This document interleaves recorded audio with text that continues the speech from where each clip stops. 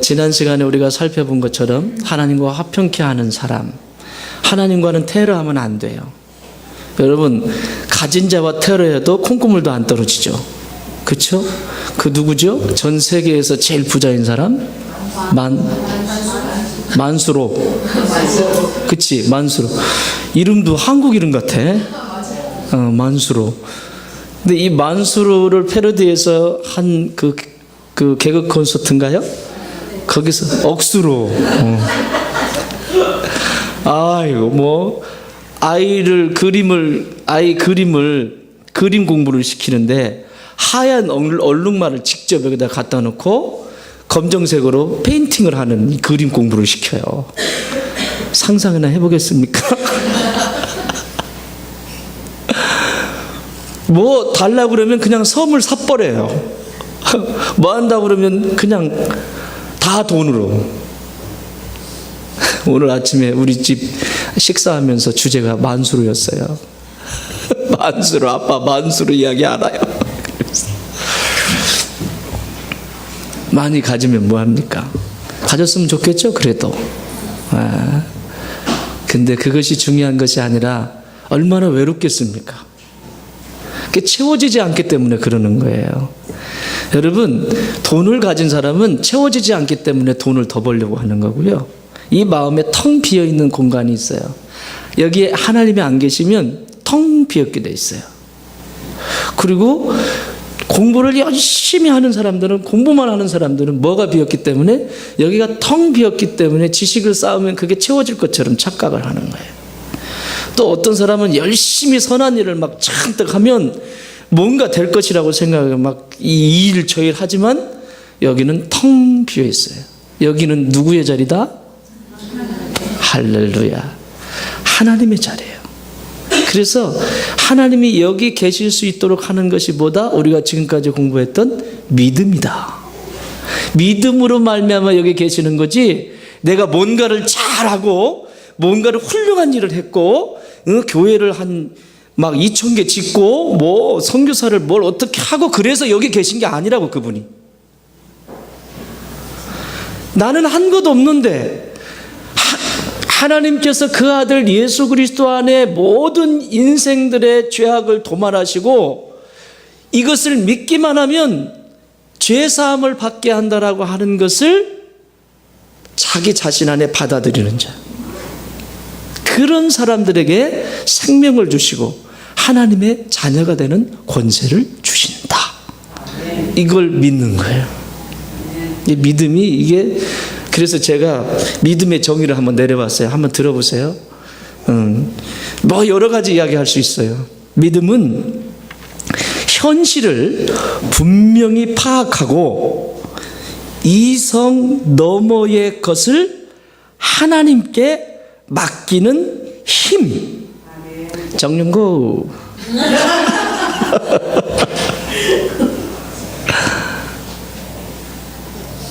한 번 더 읽어드려요. 믿음은 현실을 분명히 파악해야 돼요. 이거 모르고 하는 것은 믿음이 아니에요. 미신이지. 분명히 파악하고 이성 너머의 것을 하나님께 맡기는 힘. 그게 믿음이에요. 제가 하는 말 같으니까 근거를 또 대야죠.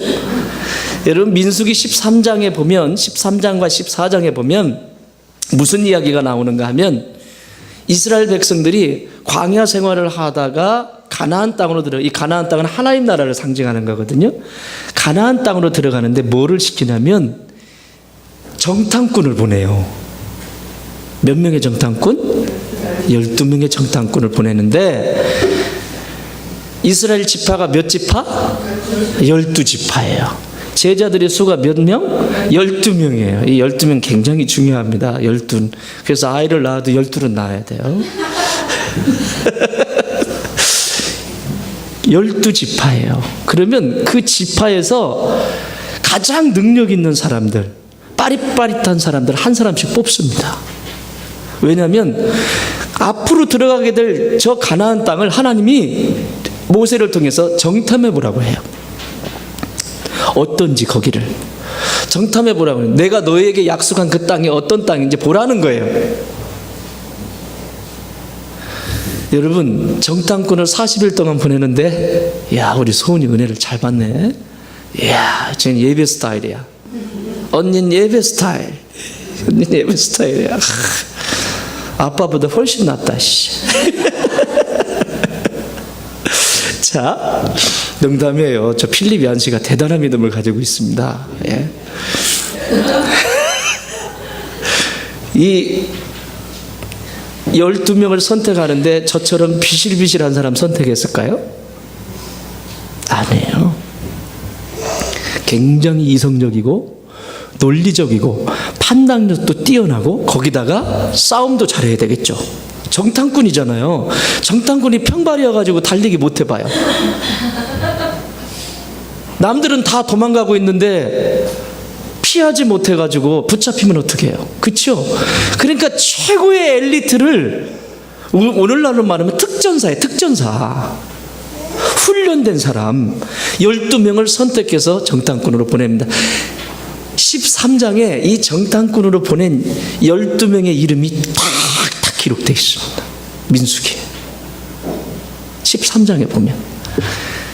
그런데 그냥 이름을 적는 게 아니라 그의 가문, 그의 아버지는 누구의 아들? 누구. 무슨 지파? 누구의 아들? 누구. 이렇게 얘기해요. 그러면 이건 뭐를 예고하는 거죠? 얘가 잘하면 그 지파와 그 가문이 하나님께 영광을 돌리는 것이지만, 얘가 가서 잘못하면 집안 망신이라는 얘기예요. 무슨 지파, 누구의 아들. 카메라 흔들렸습니다. 저거 봐주세요. 무슨 지파, 누구의 아들. 뭐다? 누구게, 아무개.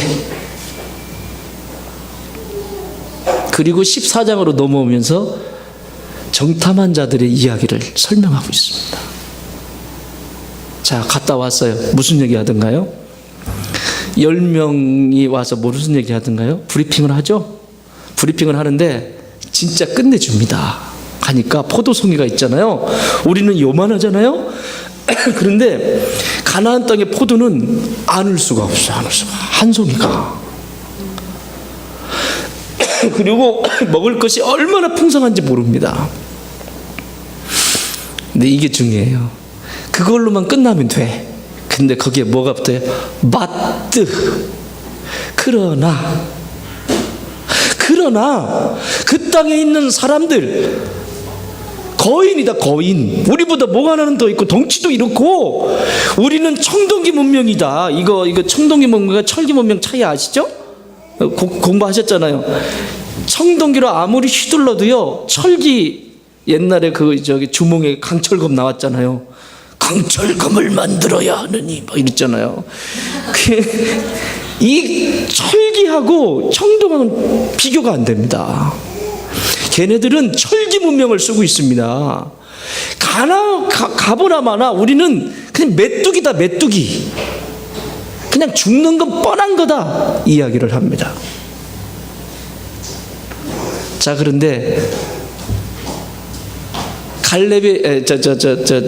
유다의 지파 갈렙, 그리고 에브라임 지파 여호수아, 이 두 사람이 보고를 하는데 이게 신앙이라는 거예요. 이게 믿음이라는 거예요. 남들 다 그렇게 할 때 그 자리에 있는가. 뭐라고 하냐면, 이 사람은 안 봤을까요? 강철검 안 봤을까요? 거기에 있는 안악자손들, 이렇게 거인들을 안 봤을까요? 너무나 이성적으로 잘 봤을 거예요. 어리버리한 사람을 보낸 게 아니니까. 그렇죠? 어리버리한 사람을 보낸 게 아니라 최고의 엘리트를 뽑아서 그곳에 들어가게 했단 말이죠. 왜 안 봤겠습니까? 다 봤죠. 그런데 이들이 보고하는 것은 다르게 보고하는 게 아니에요. 다 알아요. 그런데 자기들을 가나안 땅에 정탐꾼으로 40일 동안 정탐꾼으로 보낸 분이 누구예요? 모세예요? 하나님이에요? 하나님이에요. 모세를 통해서 보내신 거지. 하나님이 보내신 거라고. 그게 어디서 근거가 나오냐면 이렇게 보고를 합니다. 예, 그럴 수 있습니다. 그러나 저들은 우리의 밥입니다. 밥그릇 차려놓고 무서운 사람 없죠? 그렇죠? 먹으면 되는 거죠. 그리고 이렇게 말합니다. 하나님이 우리와 함께 하시면 이길 수 있습니다. 할렐루야. 이게 믿음이에요. 이성적으로 다 파악이 됐어요. 그러나 그 너머에 계신 너머에 역사하시는 그 하나님께 내 모든 것을 맡기는 게 믿음이라고. 충청도 오리지널 사운드 트랙으로 이거 한번 해볼래요? 우리 상전직들은 다 해봤는데. 자, 한번 따라해 볼래요? 하나님이 우덜과 함께 하시면, 시작. 하나님이 우덜과 함께 하시면 이길 수 있시오.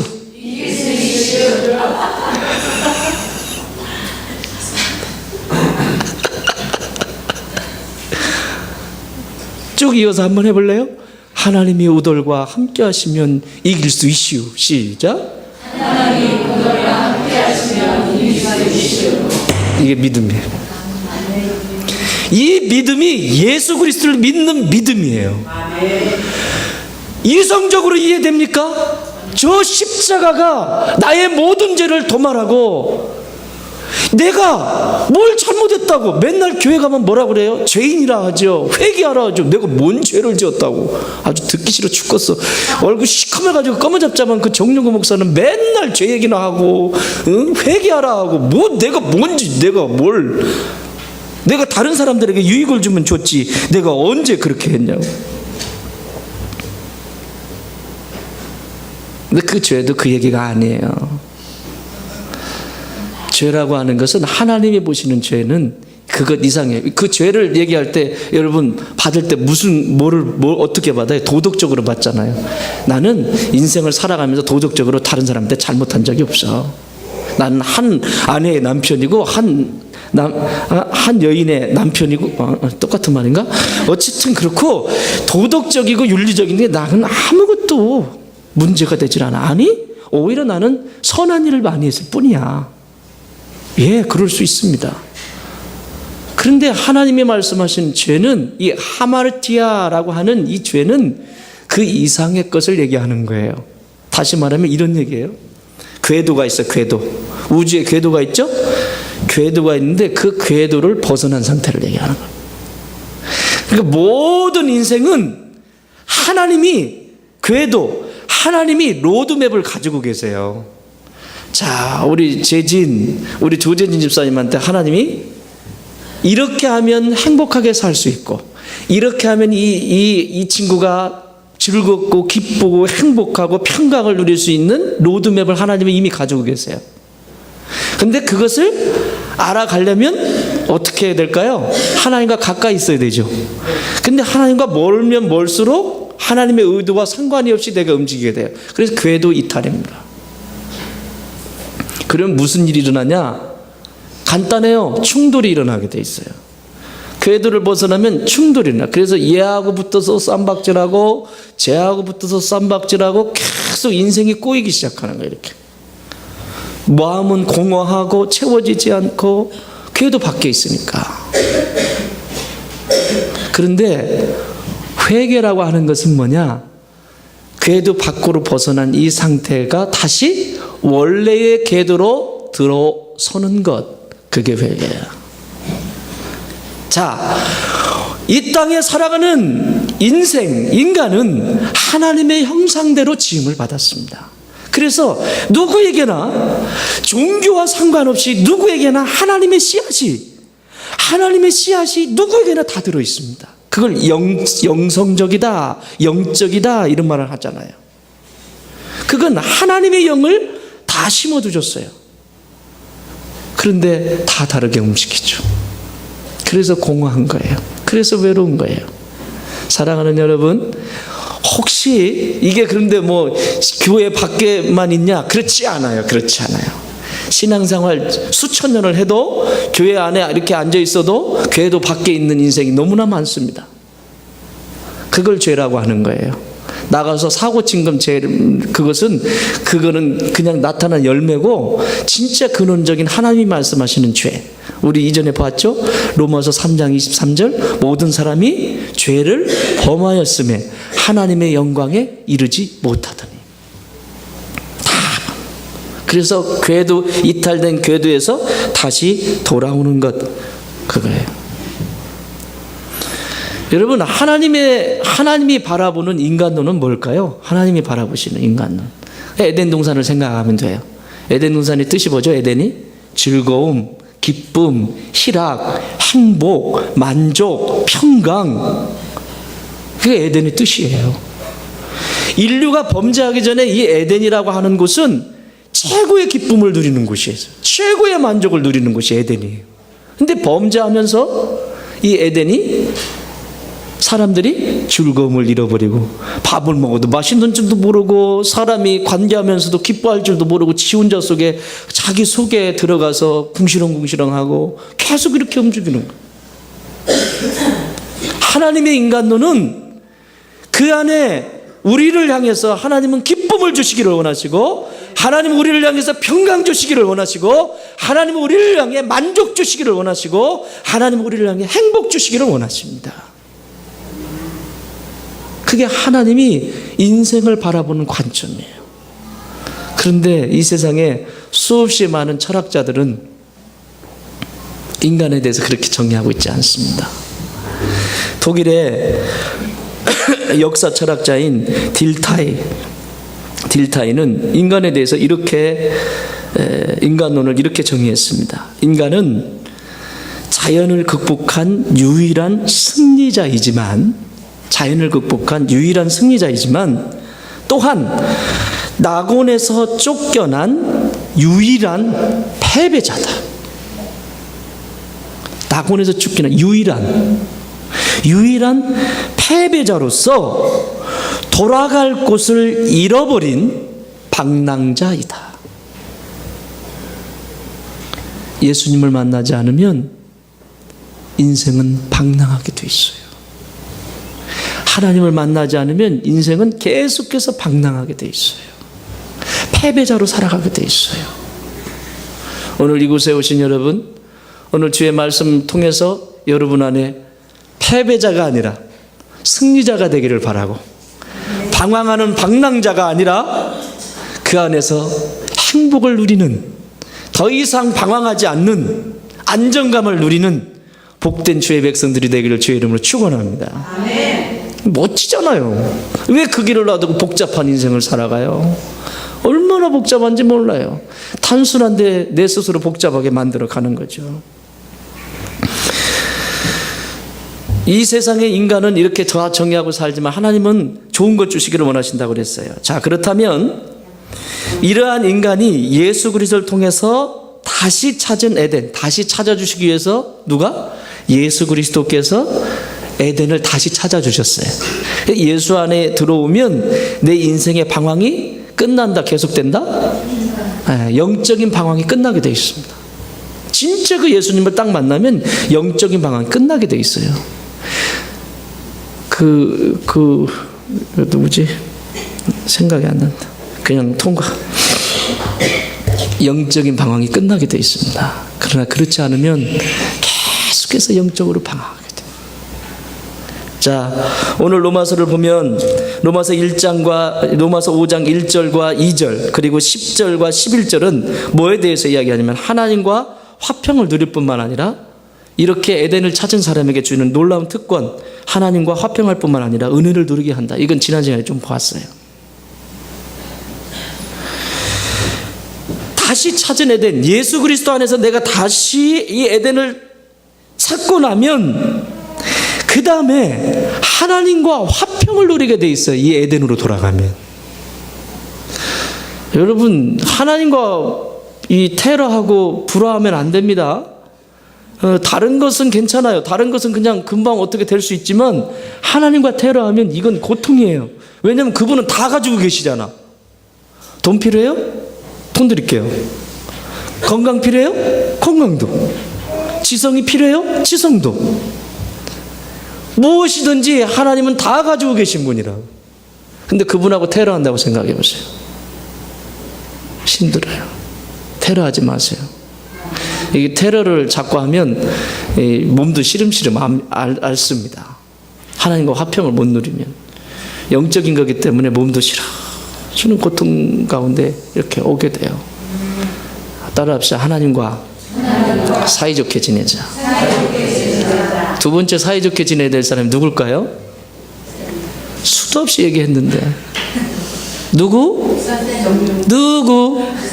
네. 제사장과 사이좋게 지내야 돼요. 제사장은 성도들을 축복하는 존재예요. 그런데 저하고 사이가 안 좋으면 제가 기도할 때 어떤 기도할까요?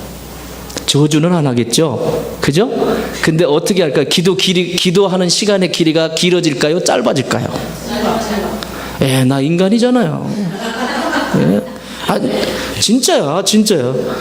속썩이잖아요. 그러면 진짜 막 하나님이 깊이 내 속에서 움직여서 통하게 할 때 빼놓고는 평상시 그냥 무난하게 지나갈 때는 금방금방 지나가면, 제가 새벽마다 우리 성도들 이름 부르면서 기도하거든요. 이렇게 기도하는데 통과. 하나님도 그러실 것 같아. 통과. 그런데 저하고 사이가 좋잖아요. 사이가. 응? 사이 좋나? 사이 좋. 제사장과 관계가 원만하면 제사장은 기도의 자리에서 그 영혼을 위해서, 그래서 제사장과 싸우면 안 돼요. 따라합시다. 제사장과 싸우지 말자. 화평을 누리셔야 돼요. 뭔가 불편함이 있으면 저한테 오세요. 제가 이런 얘기를 했어요. 어저께 항정직 마지막 수련회를 하면서, 저에게 직접적으로 이야기하지 않은 것은 저는 안 들은 겁니다. 여러분도 잘 기억하세요. 제 아내 어디 갔냐? 제 아내한테 얘기하면 목사님이 들을 것이다 라고 하는 착각은 하지 마세요. 왜냐? 아내도 사람이잖아요. 그러면 얘기를 전달하면서 이게 다른 것이 섞여서 올 수 있어. 그렇죠? 그러면 그 얘기는 내가 들은 얘기가 아니에요.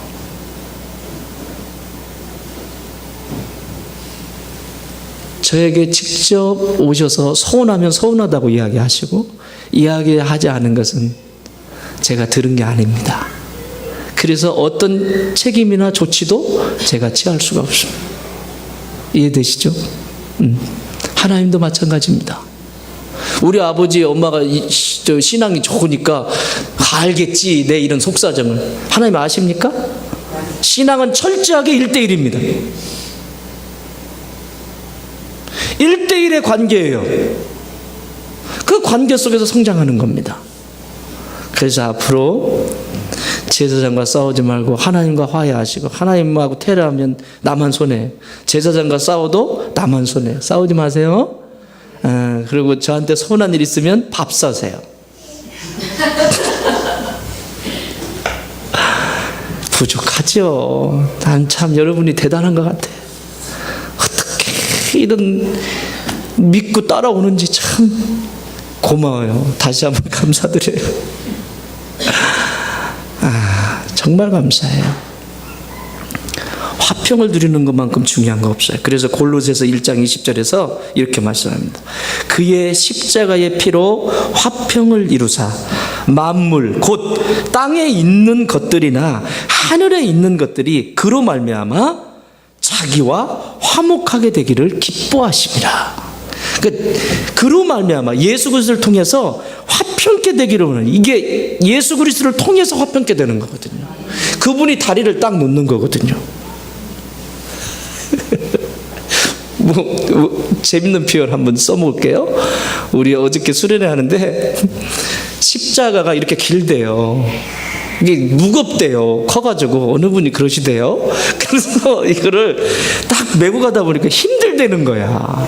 여러분, 직분이 영광이지만 이것을 감당하면서 하나님을 닮아가는 거잖아요. 그죠? 그러니까 이게 얼마나 무겁겠어요, 이게. 그래서 어떤 때는 좀 자르고 싶대, 십자가를 이만큼씩. 간편하게 이렇게 조금씩 내 필요에 따라서, 용도에 따라서 이렇게 자르고 싶대. 솔직한 심정이지요, 그죠? 그런데 결론이 중요해. 결론이 자르고 싶지만 그대로 짊어지고 갈랍니다. 멋지지 않아요? 야, 이런 때 하나님께 영광의 박수 올려드려봐. 멋지잖아, 멋지잖아. 힘들지요. 여러분, 힘들지 않은 게 어디 있어요? 다 힘들죠. 그런데 감동적이었어요. 안 자르고 한번 짊어지고 가보려고요. 멋있잖아. 응? 이제 다음 주 되면 권사님들이에요. 잘 받드세요. 받들라는 말이 막 가가지고 이거 하라는 얘기가 아니라 그분들의 말을 귀 기울여 듣고, 응?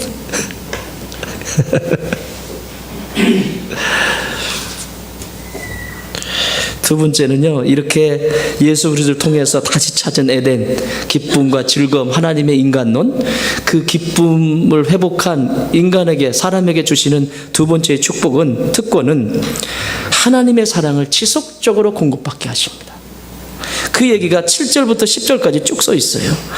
의인을 위하여 죽는 자가 쉽지 않고 선인을 위하여 용감히 죽는 자가 혹 있거니와, 우리가 뭐라고요? 아직 죄인 되었을 때, 의인일 때, 죄인일 때, 죄인 되었을 때에 그리스도께서 우리를 위하여 죽으심으로 하나님께서 우리에게 대한 자기의 사랑을 뭐 했다? 확정해버린 거예요. 아예 건드리지 못하게 확정해버린 거예요. 하나님의 사랑이 내 안에 지속적으로 공급해 주시는 거예요. 여러분, 이 공급한다는 것만큼 아름다운 게 어디 있어요? 저 아이들한테 계속 공급하듯이 엄마 아빠가, 그죠? 공급한다는 것만큼 아름다운 게 어디 있어요?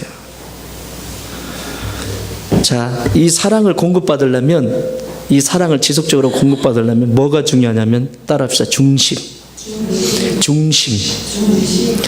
이 중심에 벗어나면 사랑에서 벗어나 버립니다.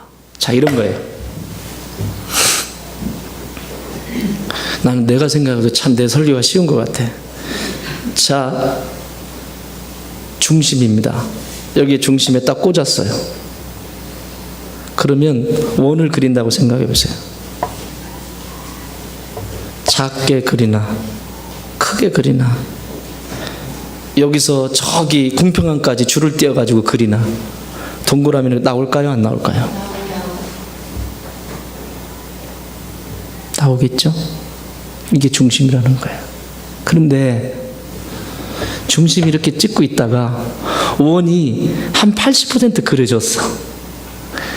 80% 그려졌는데 중심이 축이 옮겨지면 완성도 안 되고 또 다른 동그라미를 그려요. 또 그려질만 하면,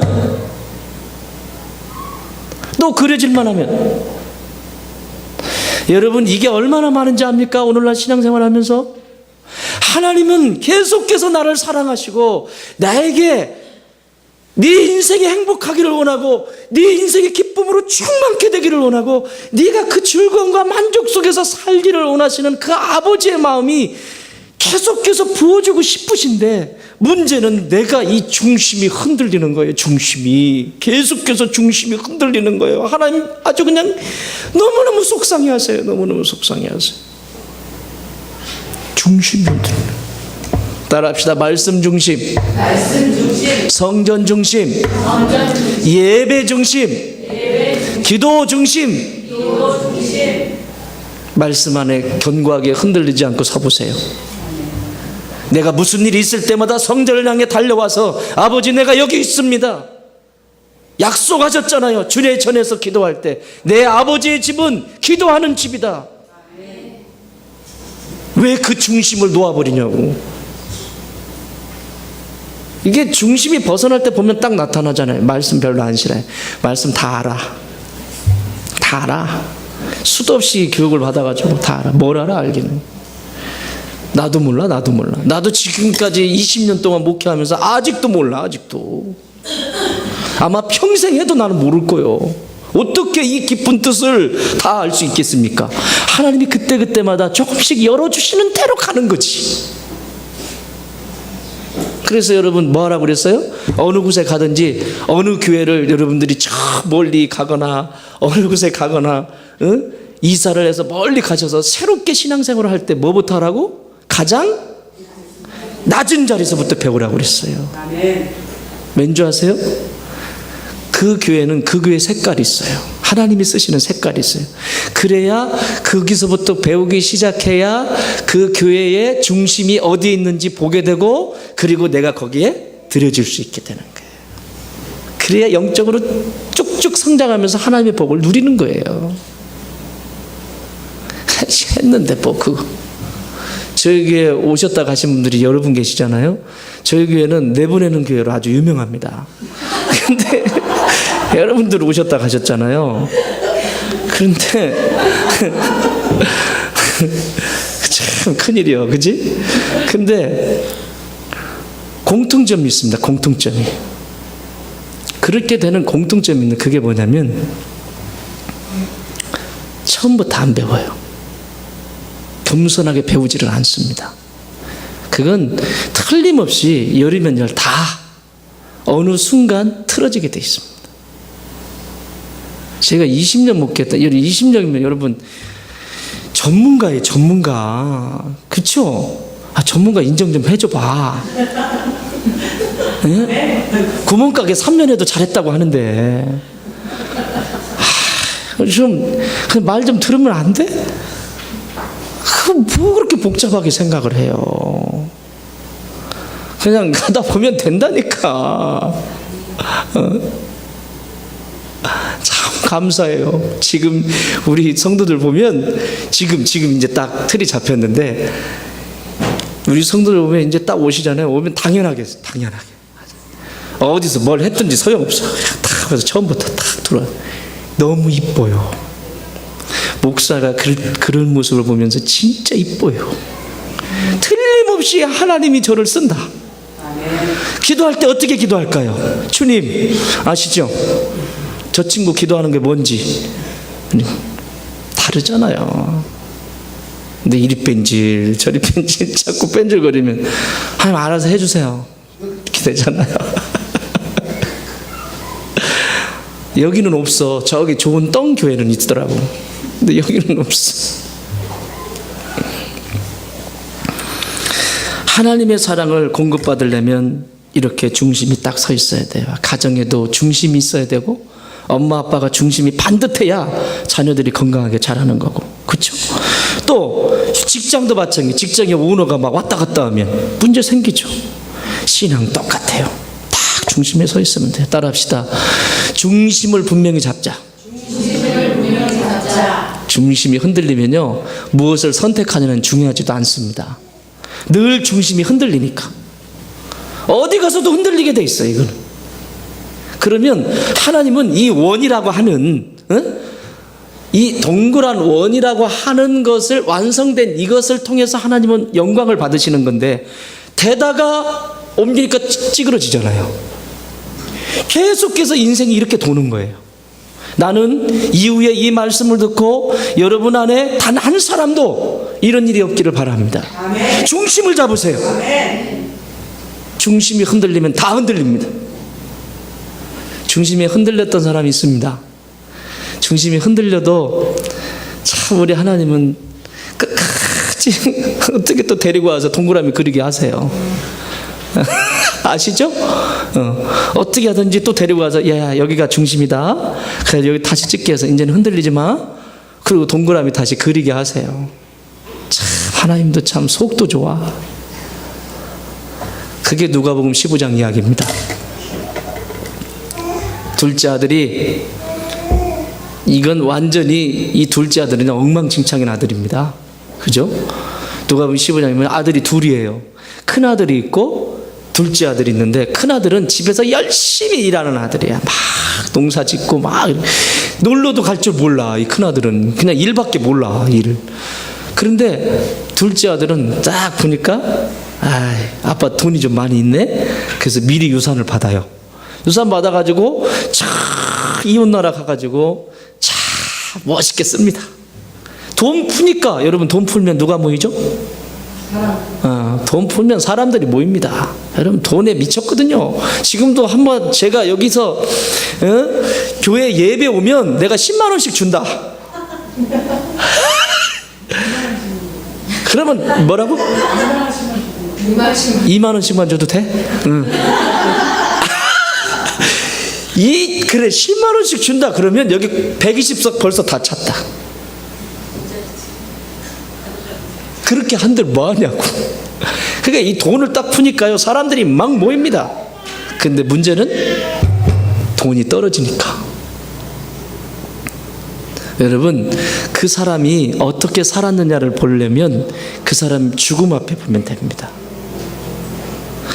그 사람이 마지막 인생을 마무리할 때 이 사람이 어떻게 살았는지, 정말 어떻게 살았는지를 보려면 죽음 앞에 가면 딱 나타납니다.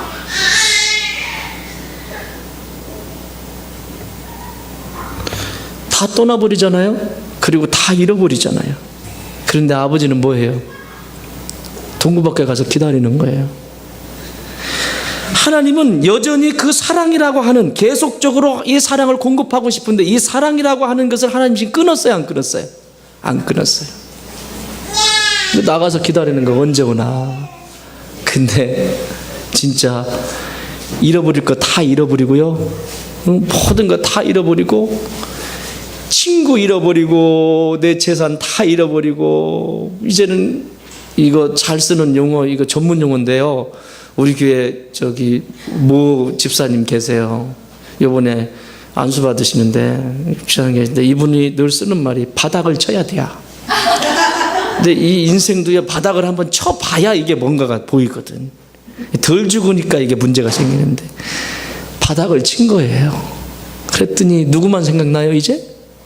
아버지만 생각나는 거야. 내 집에 가면 내 아버지가 나를 기다리고 계시고, 그곳에 가면 아버지가 나를 사랑해 주시고, 그 아버지가 나를 안아주시고, 그 아버지가 내 필요를 채워주시고, 그 아버지의 사랑 안에서 내가 만족하며 사는데 내가 지금 이 꼴이 이게 지금 뭐냐 이게. 제일 싫어하는 돼지 집에서 돼지 쥐염열매 먹으면서 돼지도 안 먹어. 쥐염열매는 돼지 밥 중에서요 제일 안 좋은 게 쥐염열매입니다. 밥이 없어, 돼지 줄 게 없을 때 쥐염열매 주는 거예요. 근데 그거 까먹으면서 거기 있으면서 머리는 떡이 돼 있고 막 꾸질꾸질 해가지고 돼지 막 똥 묻어 있고 막 이러고 산. 자, 이 인생을 보세요. 어떤가? 소망이 보입니까? 소망이 보여요? 전혀 안 보여요. 자, 8절 읽어보세요. 8절 시작. 우리가 아직 죄인 되었을 때에 그리스도께서 우리를 위하여 죽으심으로 하나님께서 우리에게 대한 자기의 사랑을 확증하셨느니라. 자, 거기 자기 이름을 넣어서, 우리의 자기 이름을 넣어서 또박또박 한 번 더 읽어보세요. 영구가 아직 죄인 되었을 때에 그리스도께서 영구를 위하여 죽으심으로 하나님께서 영구에 대한 자기의 사랑을 확증하셨느니라. 할렐루야. 소망이 보이지 않습니다. 앞이 보이지 않습니다. 다 끝났습니다. 나 같은 것을 받아줄 것이 아무것도 없습니다. 그런데 잘한 것 하나 딱 하나 있습니다. 뭔지 아십니까? 아버지를 생각했다는 거예요. 아멘. 내가 돌아갈 집을 생각했다는 거예요. 사랑하는 여러분, 하나님은 언제나 기다리고 계세요. 내가 아무리 인생의 바닥을 칠 때에도 그 하나님께로 내가 향할 수 있는 이것만 보시는 거야. 이것만 네가 나가서 얼마나 잘 뭐하고 이거는 중요하지 않아. 그 아들이 내 품에 돌아왔다는 거. 할렐루야. 그래서 어떻게 합니까? 아버지가 소 잡고 양 잡고 막 잡아가지고 동네 잔치를 하는데, 세상에 이걸 현상적으로 보세요. 아까 우리가 그 민수기에 보았던 것처럼 정탐꾼 보낸 12명처럼 말이죠. 이성적으로 논리적으로 이게 이해가 됩니까? 어떻게 허랑방탕하고 다 탕진해버린 이 아들을 위해서 이렇게 소비를 할 수 있냐고. 이런 낭비를, 이건 낭비야, 낭비. 이걸 정확하게 본 아들이 누군지 아세요? 큰아들이에요, 큰아들. 오늘 가셔서 누가 보면 15장 읽어보세요. 거기에 세 가지 비유가 있습니다. 그 세 가지 비유 중에 마지막 비유가 이 탕자 비유입니다. 똑같이 공통 부분을 잃어버렸다가 다시 찾는 겁니다.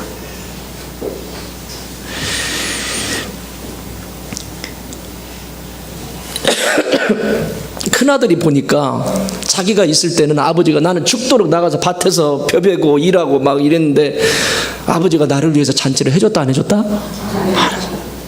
그런데 다 잃어버리고 온 이 아들을 위해서 이 큰 잔치를 보니 이건 낭비야, 낭비. 큰아들이 잘 보고 있는 거예요. 그치요? 어떻게 쓸데없이 이런 애한테 그냥 저쪽 방 한 칸, 저 귀퉁이에 있는 방 한 칸 하나 주는 정도면 그래도 그것만 해도 충분한데 어떻게 목욕을 시켜서 금가락지를 끼워주고 쌀옷을 입히고 동네 잔치를 벌이면서 내 아들 살아 돌아왔다고 이 낭비를 하냐고, 이 낭비를.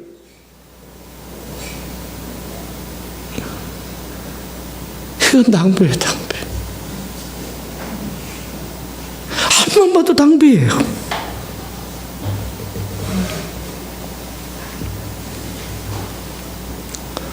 사랑하는 여러분,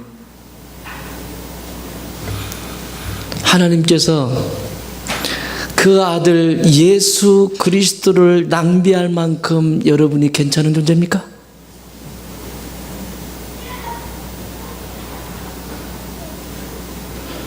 저와 여러분이 저 아들을, 생명을 낭비할 만큼 내가 괜찮은 존재여서 구원받았습니까?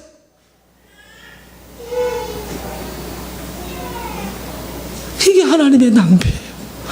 그래서 그 은혜를 생각하면 눈물밖에 안 나는 거야. 그것만 생각하면 내 안에 온통 사랑밖에 느껴지지 않는 거야. 나라고 하는 존재를 위해서 어떻게 그런 낭비를 할 수 있냐고. 진짜 그 사랑이 느껴지십니까? 그래서 아낌없이 드릴 수 있는 거예요. 그래서 하나님이 말씀하시면 내 삶의 자리에서 가장 귀한 것, 가장 소중한 것, 하나님 이것도 써주세요, 저것도 써주세요. 내가 드릴 수 있는 게 이것밖에 없어요. 지금도 섬겨야 될 세상이 이렇게 많은데 하나님 이것을 위해서 써주세요, 저것을 위해서 써주세요. 이렇게 거룩한 낭비를 할 수 있게 돼요.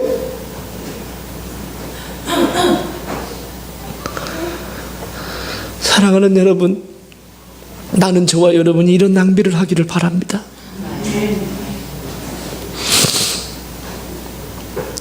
움켜쥐고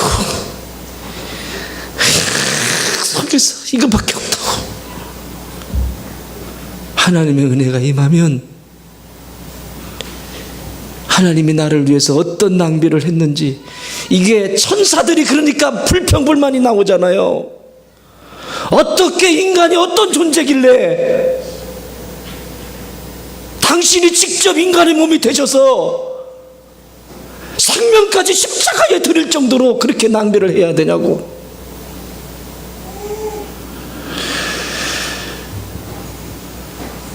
그래서 살았어요. 그래서 새로운 에덴을, 내 안의 기쁨을, 내 안의 만족함을, 내 안의 행복을, 내 안의 평강을 다시 찾아주시고 결론을 내리시는 거예요. 아무개는 내가 기뻐하는 자요, 아무개는 내가 사랑하는 자다. 할렐루야. 이거예요. 나약하게 살지 말아요. 내가 그렇게 무가치한 존재가 아니에요.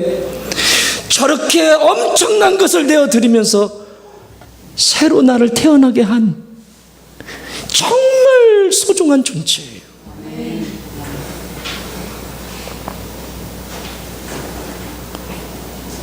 나는 그래서 좋아해요. 저는 여러분들보다 인격적으로 부족할 수도 있고 실수투성이고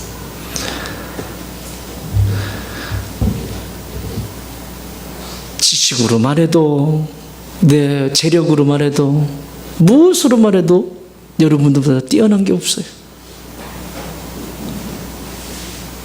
그러나 내 안에 영원히 놓지 못할 그 소중한 것은 하나님이 나를 그렇게 다 내어주시며 낭비하시면서 나를 사셨다는 거예요. 때로는 힘들죠. 어려운 시간들 지나죠. 그런데 이 생각만 하면 다시 힘이 올라오는 거예요.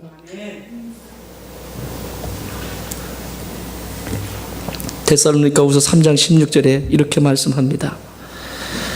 평강의 주께서 친히 때마다 일마다 너희에게 평강을 주시고 주께서 너희 모든 사람과 함께 하시기를 원하노라. 하나님의 마음이에요. 늘 같이 있고 싶어요.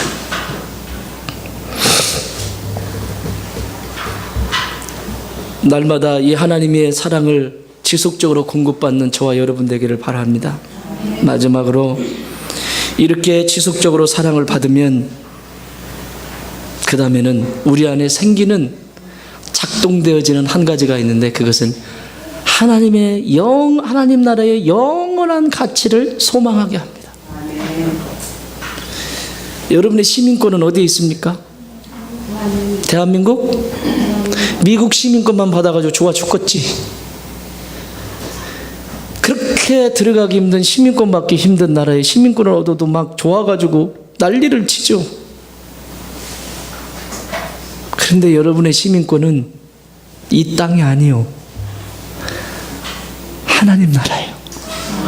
거기 부동산 엄청납니다. 아세요? 부자 되고 싶으세요? 거기 가보세요. 도로가 있잖아요. 도로가 보도 블록이 금이에요. 금. 보도 블록이 금이라니까. 그러면 다른 것은 어떻겠어요? 길을 그것으로 깔면.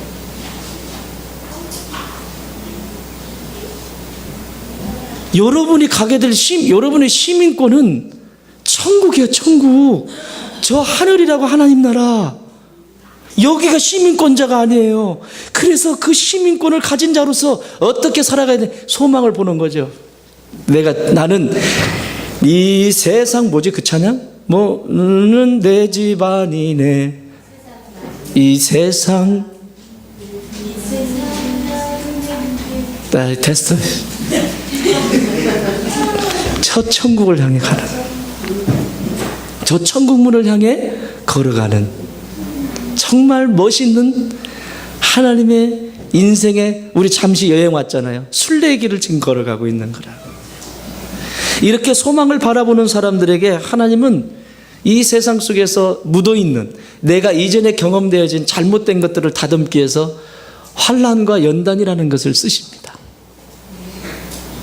내게 연단이 찾아오죠. 어려움이 찾아오면 믿지 않는 사람들은요, 내 안에 신앙이 없는 사람은 18층에서 뛰어내려요. 18층 정도에서는 뛰어내려야 한 방에 갑니다. 아시겠죠? 뭐 2층에서 나는 죽을 거야. 안 죽어. 이 양이 가려면 18층 이상에서 뛰어야 돼.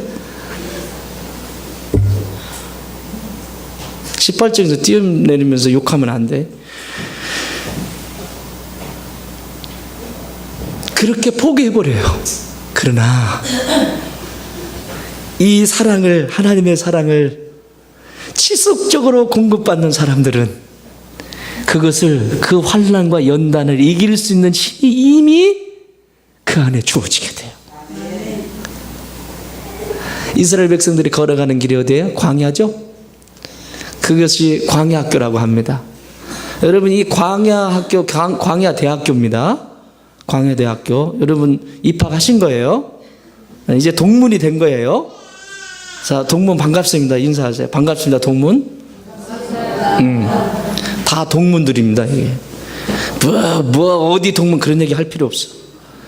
예수 믿는 사람들은 광야대학교에 입학하신 동문들이에요. 자, 여러분 학교 소개하잖아요. 지금 연말 되니까 지금 막 학교들 전부 자기 대학으로 오라고 홍보하잖아요.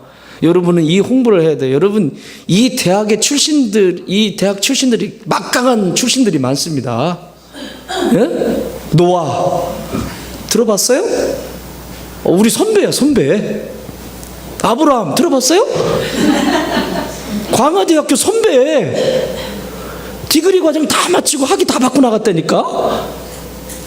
이왕 들어갔으면 광야그 대학교에 들어왔으면 졸업해야 될 거 아니에요.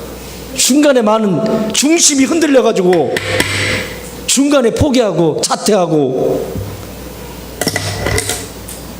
아세요? 선배님도 잘 기억하시네. 다윗 아세요? 다니엘을 그분 아시나요? 예레미야는요? 아세요? 그럼 베드로는? 바울도 아세요? 아시는구나. 우리의 위대한 선배들입니다.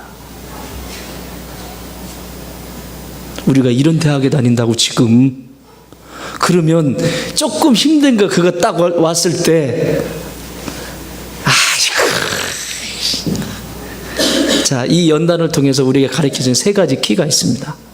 하나님이 연단, 내게 연단, 이 고난이나 이 환난 같은 거를 통해서 주시는, 나를 성장시키시는 선물이 세 가지가 있어요. 첫 번째, 선악을 구별하게 합니다. 이 고난이라고 하는 것은 내가 그동안 헛것을 붙잡았구나, 내가 잘못 알았구나, 감사함으로 받으면, 전제 조건은 감사함으로 받을 때입니다. 에이 이러면 이제 그건 그 다음에 선물이 없어. 그런데 이 고난을 주실 때는 분명한 하나님의 뜻이 있겠지. 그리고 감사함으로 받으면 이게 열려 선과 악이 분별할 수 있는 영적인 분별력이 생깁니다. 히브리서 5장 14절 이렇게 말씀합니다. 단단한 음식은 장성한 자의 것이니 그들은 지각을 사용함으로 연단을 받아 선악을 분별하는 자들입니다. 그러니까 딱딱한 음식도 먹을 수 있는 거예요. 이것은 신앙의 연수와 상관이 없고 직분과 상관이 없습니다. 목사나 장로냐 권사나 이거 상관없어요. 연수 30년 70년 상관없어요. 오늘 예수 믿었어도 딱딱한 음식 먹을 수 있는 사람이 있어요. 믿음이 있는 사람.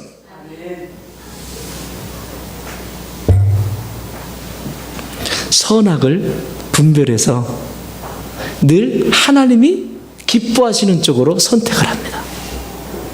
두 번째는 주는 선물인데, 두 번째는 열매를 거두게 하세요. 내 인생의 열매를 거두게 하세요. 이 고난을 통해서. 히브리서 5장 14절, 히브리서 12장 11절. 무릇 징계가 당시에는 즐거워 보이지 않고 슬퍼 보이나 후에 그로 말미암아 연단받은 자들은 의와 평강의 열매를 맺느니라. 할렐루야. 맺게 하세요, 열매를. 베드로전서 1장 17절에서 이렇게 말씀합니다. 너의 믿음의 확실함은 불로 연단하여도 없어질 금보다 더 귀하여 예수 그리스도께서 나타나실 때에 칭찬과 영광과 존귀를 얻게 할 것이니라. 열매를 맺게 하세요. 반드시 수확하게 하신다고. 따라합시다. 고난은 반드시 수확하게 하신다. 단 감사할 때. 왜 나한테 이런 걸 주셔서 하나님? 그건 아직 멀었습니다. 중심이 흔들리고 있는 거예요. 그러나 나는 할 수 없어. 그렇지만 하나님 뭔가 뜻이 있으시겠지. 시작. 뭔가 뜻이 있으시겠지. 감사함으로 받으면 열매를 맺게 하죠. 마지막 선물은 나를 값지게 하십니다. 어느 곳에 가든지 존재감이 있는 사람이 있죠? 그쵸?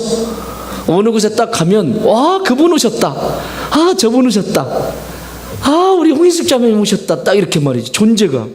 아 너무 좋아. 야, 맨 앞자리. 차원에서 오신 거죠? 이 은혜 받을 준비가 돼 있으신 거예요. 이게 중요한 이게. 이 앞자리 은혜 받는 자리입니다. 이게 은혜가 막 느끼시죠? 그냥 막. 그리고 또 잘생겼잖아. 그걸 너 옥경 열매를 맺게 할 뿐만 아니라요, 마지막에는요 값지게 하세요. 내 인생을 값지게. 너무너무 값진 인생으로 그 고난을 통해서 값지게 하셔서 이 값진 것을 하나님이 영광을 받으시는 거야. 욥기를 보세요. 욥이 그 환난과 고통과 하루아침에 재산 다 잃어버려, 그 예쁜 자식들 다 잃어버려, 심지어는 부인까지 저주를 하면서 네가 믿는 하나님 나는 안 믿을란다, 이 하나님이 살아계시다면 어떻게 너한테 그런 저주를 줄 수 있냐, 나는 너 같은 거 두고 살고 싶지 않다, 그러고 집 떠나버렸죠. 거기다가 막 욕창이 나서 몸이 막 기와장으로 긁어도 이게 해결이 안 되고 막 피투성이가 돼 있는 그 욥. 근데 그 섭리를 깨닫고 난 후 욥이 이렇게 고백합니다. 욥기 23장 10절. 그러나 내가 가는 길을 그가 아시나니 그가 나를 단련하신 후에는 내가 순금같이 되어 나오리라. 할렐루야. 이 고백이 딱 있으면서 어떤 일이 일어나는 줄 아십니까? 이전에 얻었던 그 잃어버린 자식들보다 더 잘생기고 더 멋진 자식들을, 자식 전에 부인이구나, 이전에 그 땡더거미 같았던 그 마누라는 어디 갔는지 모르지만 새로 그에게 아내가 되었던 그 여인은 예쁜 여인에다가 인자 있는 여인에다가 그냥 너무너무 좋은 아내를 맞이해서 아이를 낳았는데 이전의 아이들보다도 훨씬 더 멋진 아이들로 하나님이 선물을 주실 뿐만 아니라 내가 잃어버린 그 재산과 비교할 수 없을 만큼의 엄청난 부를 다시 회복시켜 주셨습니다. 사랑하는 여러분, 여러분이 하나님의 그 사랑 안에 늘 메인바 계속적으로 그 사랑을 공급받길 바랍니다. 그러려면 중심이 흔들리면 안 돼. 중심이 흔들리면 안 돼. 그 사랑에 지속적으로 공급받게 되면 하나님이 나를 하나님의 나라의 소망을 보게 하면서 나를 연단을 시켜나가세요. 강한 군사로. 그 연단하는 속에서 내가 잘못하지 않았는데도 연단이 올 때는 내가 잘못한 건 회개할 일이에요. 그렇죠? 잘못됐을 때는 반드시 회개부터 해야 돼요. 궤도를 다시 돌아와야 되니까. 그러나 내가 잘못한 것도 없어, 아무리 생각해봐도 뭐가 없는데 왜 이런 거야, 그때는 기억하세요. 하나님이 그 연단 과정을 통해서 선악을 구별하게 할 뿐만 아니라 풍성한 열매로 거두게 하시고, 그리고 나를 더욱더 값진 존재로 하나님이 쓰시려고 준비하시는 중이다. 이렇게 믿음으로 고백하는 주의 백성들 되기를 주의 이름으로 축원합니다. 기도합시다.